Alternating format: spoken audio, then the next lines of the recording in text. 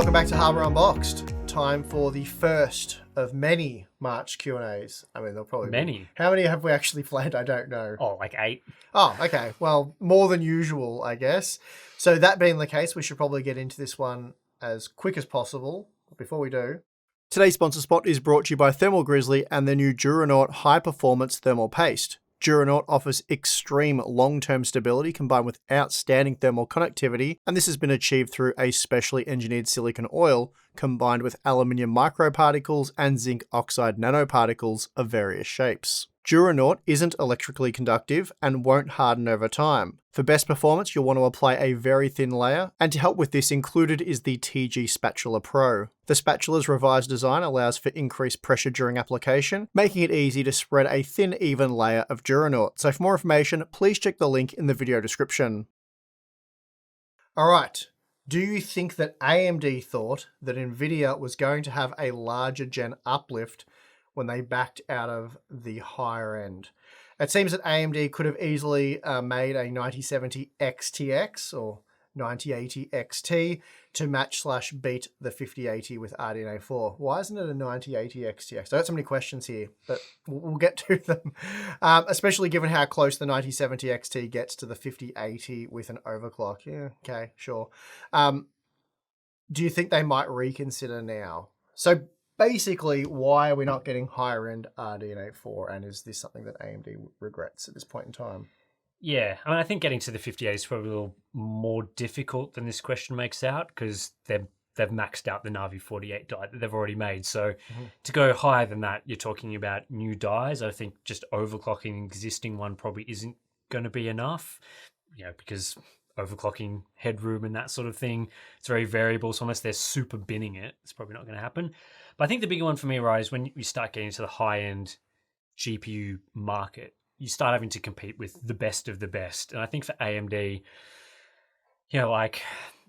would there be too much interest in a product that's like, let's say, better than a 5080, but not quite as good as a 5090 for a price that's sort of in the middle? Or are people just going to automatically go for the GeForce products, like has kind of been their issue in the past, where they haven't quite got to the highest end of the market, and then they're sort of competing in value in a market that doesn't really compete on value? So I made a couple of notes here based on some of your testing.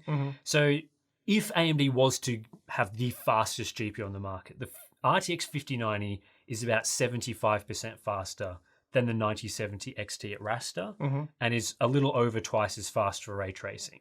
So with the 9070 XT, they've got a 357 square millimeter die. So if they doubled that and they achieved linear scaling, which is questionable, they're getting into the 700 plus square millimeter territory, which is a very large GPU die. They've also designed it to use GDDR6 memory, whereas NVIDIA's cards are using G7. So is there going to be enough memory bandwidth from G6 memory? And then, you're talking about making a product with, double the cores or whatever that may only, roughly match a 5090. And then to beat it, you're probably having to talk about high power requirements, even larger die. So it's like, economically, does it make sense for them to make that sort of die design? And then secondly, would people actually buy, if they were going to spend money on a high-end expensive premium GPU, would you buy like a product that's similar to a 5090 for slightly less money? It's a tough one because you can't buy a 5090, at least. That's true. At this point. So chances are if they made it, they would sell it. But again, how economical is that to do? And is it, this is all speculation. Like, we don't even know if it's technically possible. There may be, and very likely, technical reasons for why they haven't scaled up RDNA 4. So there's things that they have to refine with the architecture to get there. So that's highly likely. I don't know for sure, but we are speculating here. There's obviously a reason that makes sense to AMD for why they haven't done it. But yeah, then there's the whole scaling thing. How does it go? I think your answer makes perfect sense in a market where cards are available. Yeah. So, and this is the problem that we sort of saw with a part like the 7900 XTX. And I know we got a bit of backlash at the time for suggesting that if you're going to spend $1,000, you might as well spend $1,200 to get arguably the best experience. Obviously, much better ray tracing performance, and DLSS was in a better place at the time. You can argue which way makes sense there, but clearly the majority of people buying these GPUs felt that if they're going to be spending such an absurd amount of money on a GPU, and they've obviously decided they're willing to do that, then are you going to fall just short of getting the best at that sort of tier? And so most people just went with a 4080, or realistically it ended up being the 4080 Super. I don't think the 4080 sold that well, but neither did the 1700 XTX initially until that got discounted. So when you start going beyond the $1,000 range or well into it, $1,500, all that sort of stuff, up to $2,000, people just want the best at that point. They're not looking at saving $100 or $200 to get, the not quite as good option. So those savings make a bit more sense when you're talking about 5070 Ti versus 9070 XT. So there's all that sort of stuff, but there's so many various reasons for why they why they didn't do what they did. I think the feature set from AMD makes a lot more sense as sort of that mid-range feature set, like where they've improved to now. They've made themselves much more competitive for people that, they're after a decently capable GPU, but also don't want to miss out on features. They don't want to miss out on upscaling or video encoding or all that sort of thing. Mm-hmm. So they've now got that feature set. But then, again, when you're talking about high-end buyers, they're trying to capture everything that someone may want, which may be things like CUDA for professional work or multi-frame generation. Who knows? Like AMD doesn't have that as a competitive feature, or all the RTX HDR and all those sorts of things. So while AMD's feature set certainly improved, do they have a high-end competitive feature set? And I still think NVIDIA's got more boxes checked for that. And then, did AMD potentially think a 5090 would have been faster and better than it was? I think they probably did expect more performance out of it, just because most people in the industry, it seems like, expected more than a 25 to 30% performance improvement over the 4090. And certainly if it was more like 40 or 50% faster than a 4090, that would be pretty hard for an RDNA 4 card to match, because as we were just talking about, if they need 750 to 800 square millimeters to match a 5090 today, then imagine if the 5090 was even faster. Then it starts making, you can't even make a GPU that sort of size. You're starting to get to the limits of what's possible. Well, yeah, it's not clear that they'd necessarily make more money doubling the GPU's die size, and it would definitely hurt yields. So they wouldn't be able to make nearly as many of this product that we're, this hypothetical product, as they did 9070 XTs. They can make many more of those. It's a product they're likely to be able to sell in larger numbers for the lifetime of the product series. Because again, while they would probably be able to cash in right now on a high-end 5090 like competitor, again, it's not clear that they'd actually be making more money than just selling two 9070 XTs, for example. But if and when the market recovers and you can buy a 5090, then that high-end GPU from AMD needs to be discounted. It starts to struggle, and they're probably not making much money on it, and then be better off just doing the 9070, which is what they ultimately ended up doing. So this question was heavily upvoted in our Discord community. Probably the most upvoted question I've ever seen. It's very spicy. Wow, okay. Am I crazy that AMD's new cards only look good because we have been brainwashed by NVIDIA's terrible generation this year? The 9070 XT really only has modest one-generation gains over the 7900 GRE, and not even great gains over the 2 generations old 3080, 6900 XT, or even 6800 XT. I feel like this card only would have been amazing at the 7700 XT price of $450. I feel like the real loser this generation is not NVIDIA, but gamers. What are your thoughts? I feel like you're pretty well on the money there. I don't disagree, really. It's not a particularly amazing product in the grand scheme of things. If things were different, we'd obviously be very disappointed with what we've seen there in terms of cost per frame, the value improvement, and just it's not offering anything new in terms of performance that you could have bought from the previous generation. Arguably at MSRP, it is a bit better value than a 7900 XT, which was meant to be $900 US, which was obviously an absurd price for that product. But then you're paying, at least it seems like $750 US for one of these at this point in time. Anyway, I know there have been some MSRP models, $600. Yeah, in a normal market, not terribly compelling, which is why we sort of thought it needed to be $550 max to be, a truly successful product. But obviously things have the conditions are unusual at this point in time, so it's allowed it to sell at a higher price and people still be excited about it. And really, if you have these GPUs you've mentioned, then it's not exciting. And you're kind of sitting there going, oh man, this sucks. Like, I would have liked to enjoy more GPU performance at the price range that I've purchased at previously.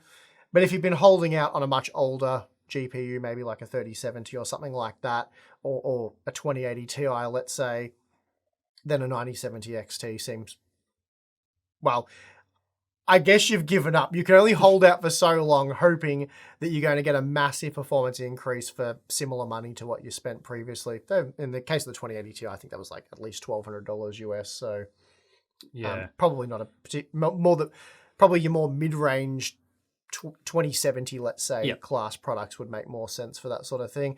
But yeah, I mean, really, what it boils down to at this point in time, and we said this quite a while ago, is that gamers are now like second-class citizens. They're not the primary source of revenue for a company like Nvidia.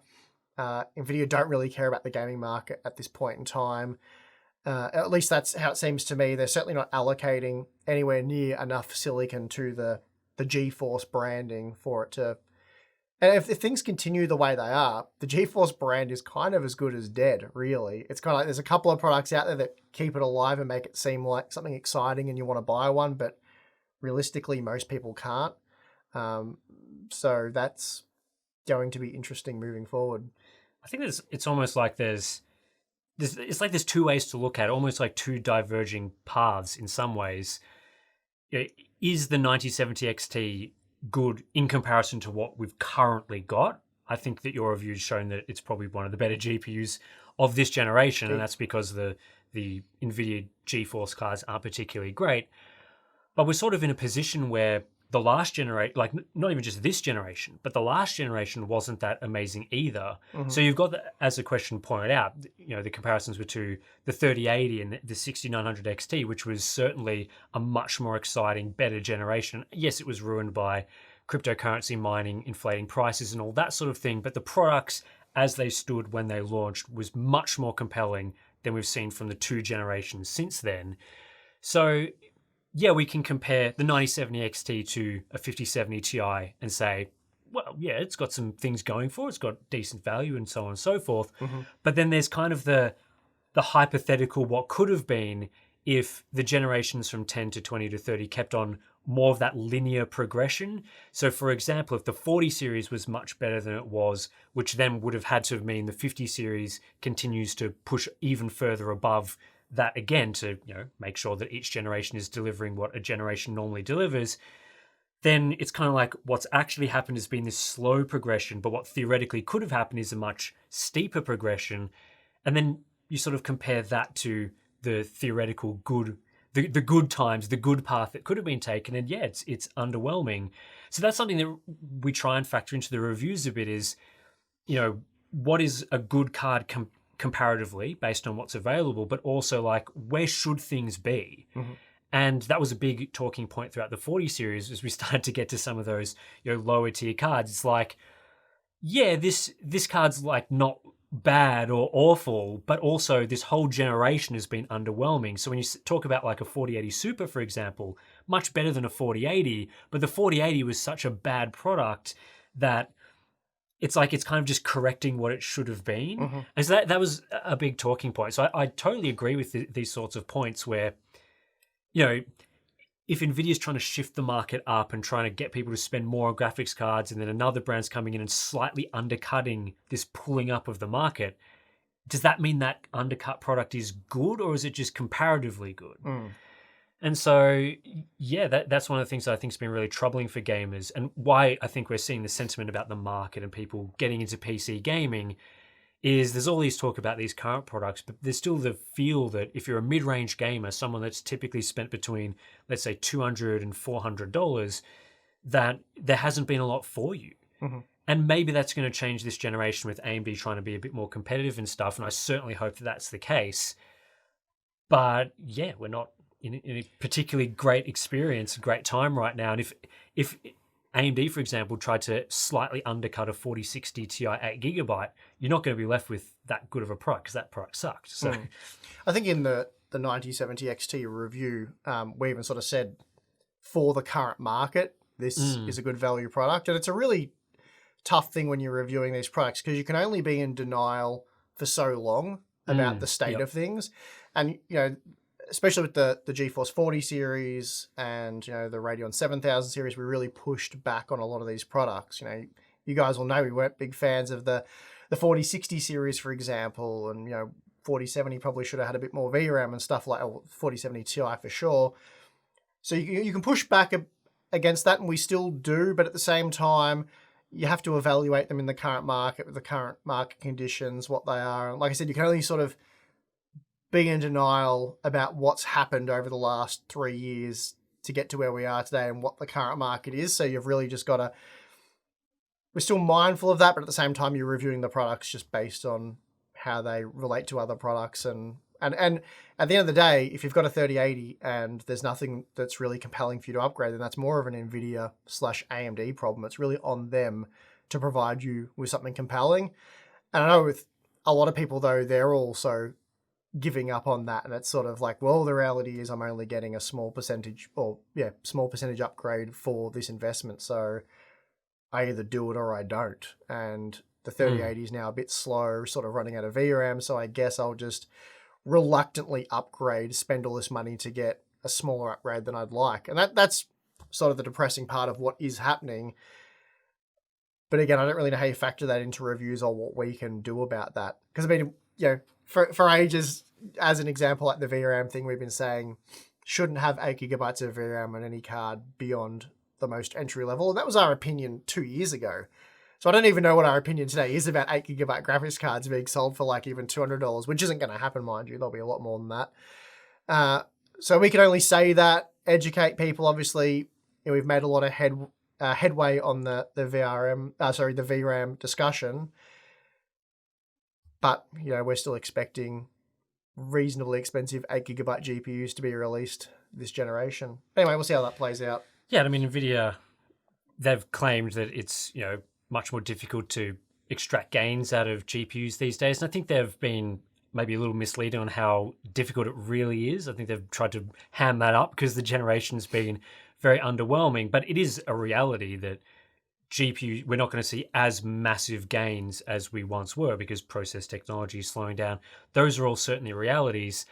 But there's still questions over basic things like, for example, two products coming out generation over generation with basically the same performance and feature set. Like I personally feel they could do more in those situations, especially if you've got, like, let's go back to the 40 series. If you've got like a 4090 that's offering 50% more performance than the 3090 for $100 more at the MSRP, but then down at the low end, you've got a 4060, which isn't that different to a 3060, but has reduced VRAM and is a little cheaper. Like, is that really the cause of stagnation in GPU technology, or is that due to other factors that really could be fixed? Same with like the 4060 Ti 8 gigabyte was basically a 3060 Ti 8 gigabyte. Like there was no real improvement there. So it's those sorts of things I think we need to be sort of, when it comes to these questions, that's really the focus is on, you know, when we assess all the factors, when we look at what's reasonable, like when obviously double the performance gen on gen is unreasonable. So what's sort of that reasonable level? And I feel like a lot of the frustration from these questions comes from those mainstream buyers who are seeing things like those products and thinking, well, all the gains are going to these unobtainable products that I'll never be able to afford. And then what I'm given down in the price class I can afford is a rehash of the exact same product, maybe with some software features that I don't want to use thrown in as sort of a sweetener. So yeah, it becomes really difficult because, as you said, we can't just be sitting and thinking of the glory days of the 10 series, which is almost a decade old now, and going like every gen needs to be a 10 series where you can buy a card, you're getting double the VRAM over the previous gen, they last forever. You know, there's different realities now, but I still feel like it's reasonable to have these criticisms with products that we're seeing today and the market segmentation, the configurations we're seeing being inadequate for some product segments. Just the fact that a lot of these cards are still very high margin products and all those sorts of things. So I guess we try our best. Crystal ball time. Did you bring that thing? We haven't whipped that out for a while. I know. No, it's still at my place, actually. Still got it, though. Yeah, you got to bring it because we need it. Yep. We need it for this question because the question is, will we see bigger performance jumps between GPU generations in the next 5 to 10 years? That's That is, Ooh. I'm not even sure the crystal ball's that powerful. After all, process nodes can physically only get so small. Yeah, I mean, it's so tough to look that far. You touched on this before, and when you were touching on it at the time, I thought there's always been sort of like, this is the limit. We can't, Yeah. this is going to be, we're going to struggle to get past this point, or this is going to, there's a real technical hurdle here.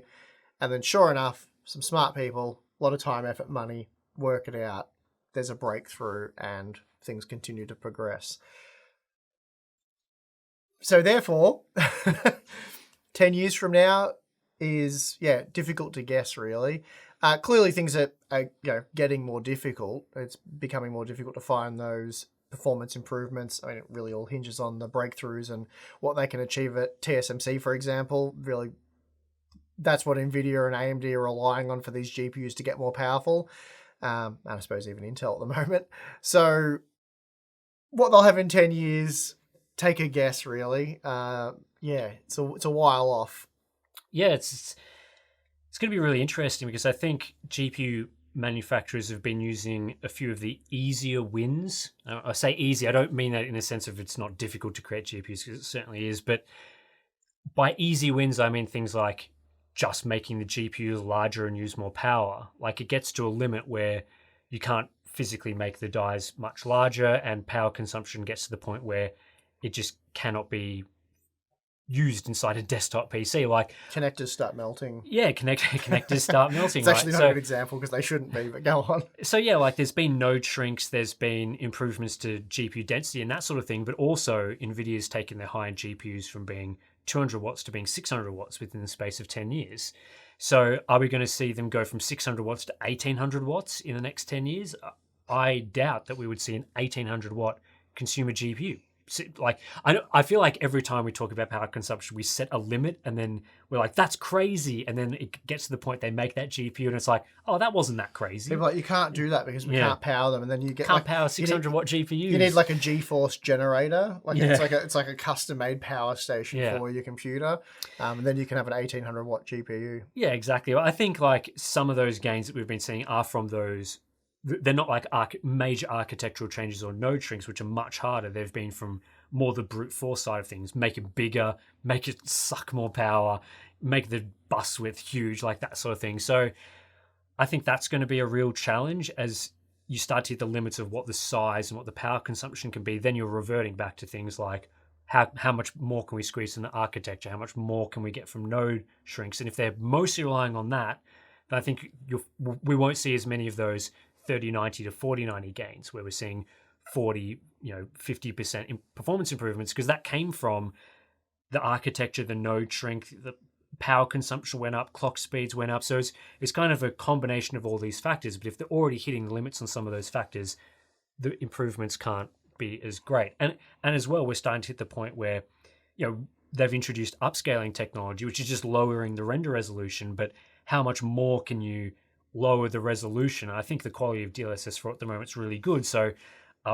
is that going to be possible with 240p rendering or something, or 360p to equal more performance? I don't know. But the contrast to all this is that NVIDIA's making all these bold claims about AI rendering and sort of changing the way that games are being rendered from the traditional methods to more, you input some things into a black box AI stuff and then out the other end comes your game. So if that technology starts to, actually deliver on some of those claims, then potentially all these limits of silicon and blah, blah, blah aren't as relevant, because we'll be just changing the way games are made. So as you said, that could be one of those big technical breakthroughs that you're talking about, where you start to see limits hit in one area, but then the smart guys that are being paid the big bucks, they're like, oh, well, here's our new breakthrough. So lots to play out in the next 5 to 10 years, but I'm still hopeful. I think there's a lot of exciting things to happen. Mm-hmm. Should NVIDIA change their release schedule so that professional cards using the same silicon launch a few months before the gaming cards to ensure a greater chip supply is available for the gaming cards at launch? If so, this seems like the best time to do it while they're miles ahead at the top end. Well, in the current example that we have, the reason why NVIDIA don't want to do this is because they still want the GeForce brand to remain dominant and have all that mind share and good stuff. And if they let AMD go first, which AMD was very reluctant to do because they need NVIDIA essentially to set the price, and then they need to beat it convincingly, which they didn't really want to do initially. But all that aside, let's say that AMD did come out with the 9070 XT first, and it was at a compelling price, then people just go and buy that. I mean, can cause a sort of issue where people are going to wait, but it depends on how long the delay is as well. Like, what is a reasonable enough delay for this sort of effect to take place? And I would think it'd be at least 6 months, really, before the demand for those products starts to cool off, where they can justify allocating silicon to the GeForce line. Are they going to let AMD go 6 months ahead? Can't imagine that being a thing. People aren't going to wait 6 months, so if they wanted to upgrade and they'd been waiting years to upgrade, they would just buy a 9070 XT, and then NVIDIA starts to forfeit market share essentially. So, and it's just bad for the brand and everything. It makes them look like they're behind the 8-ball, and yeah, that's sort of my view on why they wouldn't do that. I think as well the silicon allocation probably isn't that different. They've probably already pre-allocated, even if they release the Pro card later, they've probably pre-allocated all that silicon anyway. So it's not necessarily turning 5090s into those cards. They've already decided, especially in the case of the RTX Pro 6000, it's a higher core configuration version of a 5090. It's more of that GPU die enabled. So theoretically, they were right from the start of making those cards, they were binning the best silicon to go into that card, which they wait until they've got enough of, then launch it. Meanwhile, the slightly lower bins go to the 5090. And so potentially it doesn't really make too much difference when it launches as to the allocation of those things. Yeah, if they've been them and waited 6 months though and built up inventory, because we saw the 9070 for XT, for example, that was a mouthful for some reason. The 9070 XT, for example, if that was released in January, there would have been significantly less volume. Mm-hmm. So it would have sold out instantly, and you would have had a similar situation to what we have with the GeForce GPU. So it's probably going to be more regular resupplies and whatnot. But having that 2-month buffer to build up inventory really helped with the initial release. I guess it depends if they're... Would they actually build it up in that way as you're suggesting, or would they get the reverse effect? Because effectively, if they launch the 5090 first, then they're just skimming off the top and building inventory for the other card. And then another factor that I'd be thinking of is something like double dipping. Like, do they want professional buyers to buy a 5090 at some high price that benefits all the AIBs, which I think is causing the pricing of 5090s to increase, demand from people using for AI and stuff, and then kind of buy again to buy the even better version, RTX Pro 6000, which has more VRAM. So it's kind of like, I don't know whether they're going to do that, but certainly some companies have done things like double dipping in the past, where they want you to try, like, it's kind of like buying a 3090 and then buying a 3090 Ti. Mm-hmm. Like, there are some people, even though it's only slightly faster, yeah, sure, they're going to be interested in doing that. So can they keep those 5090 prices high by selling to the pro market for a bit? Then as that demand starts to die off from the pro people, goes back to the gaming market, then you launch with the pro card. Yeah, I guess you could say this proposed strategy, it's not clear that would actually help at all, and it would just hurt.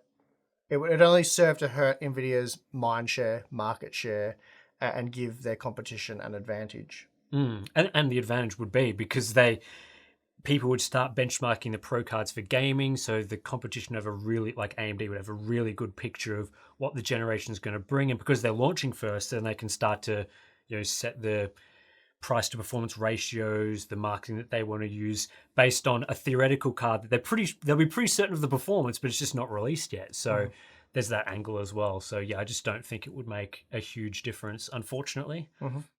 Do you think RTX 4000 series is really hardware limited for multi-frame gen, or do you think NVIDIA is lying to sell more 5000 series? Yeah, I mean, I don't know is the answer to this question. I mean, NVIDIA's obviously claimed that there is the hardware flip queue stuff that's required for multi-frame gen. That said, I might have believed them more if they didn't change the way that the single frame generation worked from using optical flow to using the AI pass, meaning that it should theoretically work on the pre 4000 series GPUs, but then they made absolutely zero effort to bring frame generation to those older GPUs. Because if you're going to claim at the 4000 series launch that frame generation requires the optical flow hardware in the graphics card, and then you change the way frame gen works to not use that optical flow hardware anymore, then what's the barrier now? Surely that should now work on the older generation models, which have all the AI capabilities and stuff theoretically, because they've got AI, tensor cores in them. So the fact they haven't done that is certainly questionable, and makes me think that theoretically maybe there is something that it could run on the 4000 series. Also, NVIDIA tends to want to make sure their GPU features aren't crappy. So if the experience is good on a 5000 series card because of the hardware, but it would work on a 4000 series just be crappy, then they may not deploy that technology. But then again, they just introduced driver-based frame generation, which I think is not a particularly compelling feature. They said for a while that they always wanted their features to be good, and they've just, that was the excuse they used for not having driver-based frame gen, is we want to make sure our frame generation technology is good, then they go and make driver-based frame gen. So I don't really know. I've got no idea. I certainly wouldn't rule it out either way. I don't think they've made a particularly compelling case for it. They've just sort of said some things, and we're all just believing it, really. Yeah, well, unless we can verify it for ourselves, I don't believe anything that any of these companies tell us. So they tell us a thing, okay, that's interesting. And if we can verify it, then, okay, that was accurate. Stuff like this where we can't verify whether it's accurate or not. It's just like, that's what they say. Mm-hmm. Is that true? I can't confirm. I think it is provable. And the easiest way to prove it is you enable the technology on the old card, we assess it, and we go, oh yeah, that actually doesn't work very well. You're 100% right. It requires the hardware feature. So point proven. But the fact that it's kind of this hidden thing where we can't evaluate it to say for sure that it doesn't work on those cards means it's always this open question, which is certainly questionable. Mm-hmm. All right, here's an interesting question that I think we used to get a bit back in the 20 series days when the tensor cores and all that first popped up. So the question is, how much better do you think performance would be if we utilized all the die space for traditional raster and increased memory controller capacity instead of all the AI and RT accelerator cores? Yeah, it's interesting you bring up the 20 series, because I think that the answer would be very different then compared to now, because back then a lot of those things were sort of theoretical stuff, like you got to prove that it was necessary to integrate those hardware blocks. Like DLSS didn't work. Like DLSS. Well. So you kind of like, you got to prove that it was worth the silicon investment. Whereas I think today, if you think of something like AI cores or tensor cores or whatever in the GPU, they actually are useful now for things like DLSS and even FSR4. Like we wouldn't be getting the quality of FSR4 without AMD's putting in more die space to AI. So in my opinion, for example, playing games with DLSS 4 enabled gives you the best image quality, better than native in a lot of games, and often gives you better performance. So if you're sacrificing the AI cores, you'd have to hope that you could put in a ton more of the just standard CUDA cores, I guess, so that you could offset the performance loss of not using upscaling. And I think today, if you examined it, you'd probably find that the upscaling path is actually a better usage of silicon die space. The RT side, I don't know how much space RT cores use in the actual die. I can't imagine it's like 30 or 20%. It's probably lower than that. So then it's the question of like how much visual quality you're getting. I think that's probably more dicey in terms of like, if you replace the RT cores with just more CUDA cores, where would we be? But certainly for the AI cores, I'm at this point, I'm fairly certain that is a better path to go down than using that for just, as NVIDIA would put it, brute force rendering. But simply it's because they've proven now that DLSS 4 is a great technology. And if they hadn't done that, then we'd be sitting here saying, yeah, those AI cores are not really useful. They're kind of useless, right? Yes. But they've proven their worth. Whereas ray tracing is kind of, as we've brought up many times, I don't think it's fully proven itself yet. It's certainly on the way to doing that. But for games today, I think it's still in the, Yeah, it's a difficult question to answer exactly, because you'd have to work out exactly what percentage of the silicon is dedicated to that sort of stuff, and then how many additional cores and other Mhm. things that relate to performance can be squeezed into there, and then And what's the scaling like? Can you, yeah. like for a 5090, for example, if you cut that out and add more CUDA cores, there's obviously limiting, what is it? Well, there, Diminishing returns. yeah, diminishing returns. You need to increase the resolution essentially to feed Yeah. all the cores so they're all active and doing stuff, which is why those really core heavy GPUs can actually become slower as you lower the resolution because they're not able to feed all the cores. It becomes inefficient. So difficult question to answer, but I think with the way that upscaling has progressed and the direction it's heading in, I think that's been a positive, a net positive at this point in time. But yeah, ray tracing still. I think it's fair to say ray tracing still hasn't made it. There's very few titles where, when you looked into it, that it was truly transformative and worth having. There are some great examples of it, but if you look at gaming as a whole, pretty underwhelming. Whereas upscaling has been applied to pretty much all the modern games where you would want and need additional performance. Yeah, that's right. Like you wouldn't sit here and say like I'd be happy playing games with like FSR 3.1 upscaling. I think you'd just be, based on what we've seen from the AI enhanced technologies, that's just a crazy position. But with ray tracing, it's like, yeah, you remove the RT cores, then the card isn't going to be able to do ray tracing at all. Like it'll be far too slow for path tracing. So you're sacrificing those sorts of games, but then it's always that discussion. Like, I'm not a developer, so I don't fully know for sure, but there are technologies and techniques to continue the sort of fake it until you make it sort of technologies, like we've seen from titles like Kingdom Come Deliverance 2, which uses CryEngine. It's got its own sort of software ray tracing solution. Unreal Engine 5's got a software ray tracing solution as well that doesn't require hardware acceleration. The question is, like, how much further can that go until you reach a point where even that is hitting the limits? So I think that my gut feel is that the ray tracing cores don't use that much of the GPU silicon, and so it's probably worth including them just so that we can start to see these ray tracing games, because you have to start from somewhere, right? Like you can't go from no ray tracing games to suddenly there's these powerful ray tracing GPUs. Everyone's doing ray tracing, so building them up in the way that it has happened, at least for this generation, the 50 series and the 40 series has probably started to make sense for that. But yeah, like we're still a way off from it being something where it's 100% necessary for all games, because we're still seeing games launched today where it's not a requirement to use for good visuals. So I'm sure it'll be proven at some point. So I don't want people to sit here watching this Q&A saying like, we don't believe in ray tracing, like it's never going to be the future. Yes, at some point games will be entirely ray traced and all this will be proven, but for now we're still not quite there. All right, part 1 of 8 complete. This is going to be a long day, honestly. It's normally pretty long with 3 parts, but Tim wants to do 8, so 8 it is. Anyway, thanks for all of those of you who submitted questions. They were great, and a lot of different questions. I know we say that a bit, but I think this time, genuinely, not that I'm lying in the past. Have you just exposed yourself? Damn it. All right. Is this your 50 70s of 4090 moment? Cut. We'll start again. Thank you to everyone who submitted questions. No, there was some really good ones in there, different discussions than what we often have. Because, a lot of the time we're talking about, there was some VRAM questions. Yeah. Anyway, I'm wrecking this. I don't know how to get out of this, Tim. You've dug yourself a hole, and I'm gonna ask AI how to wrap this part 1 Q&A up. Thanks for watching. It was a lot of fun. I'm your host, Steve. I'm your Tim. See you next time.